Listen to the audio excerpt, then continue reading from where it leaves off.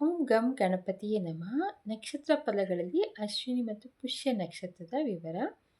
ಅಶ್ವಿನಿ ಪುಷ್ಯ ನಕ್ಷತ್ರ ಇದ್ದ ದಿನ ಯಾವ ಕಾರ್ಯಗಳನ್ನು ಬೇಕಾದರೂ ಮಾಡಬಹುದು. ಇದು ಶುಭಪ್ರದವಾಗಿರುತ್ತದೆ. ಅಶ್ವಿನಿ ಕುದುರೆ ಯೋನಿ, ಪುಷ್ಯ ಆಡು ಯೋನಿ, ಇವೆರಡು ದೇವಗಣ.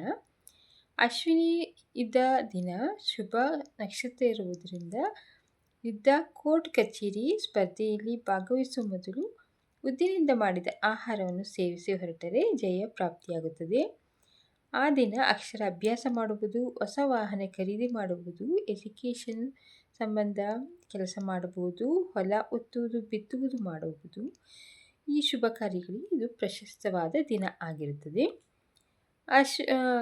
ಪುಷ್ಯ ನಕ್ಷತ್ರ ದಿನ ಶಾಂತಿ ಕಾರ್ಯ ಮಾಡುವುದು, ಸೀಮಂತ ಕಾರ್ಯ ಮಾಡುವುದು ಅಥವಾ ವಾಹನ ಖರೀದಿ, ದೇವತಾ ಪೂಜೆ ಮಾಡುವುದು, ಸಂಗೀತ, ಅಭಿನಯ ಕಲೆ ಅಭ್ಯಾಸ ಮಾಡುವುದು, ಬೀಜ ಬಿತ್ತಬಹುದು, ಗೃಹ ಪ್ರವೇಶ, ಯಜ್ಞ ಯಾಗಾದಿಗಳನ್ನು ಮಾಡಬಹುದು, ಮಂತ್ರೋಪದೇಶ, ಪಶು ಮಾರಾಟಕ್ಕೂ ಇದು ಒಳ್ಳೆಯ ದಿನ ಆಗಿರುತ್ತದೆ.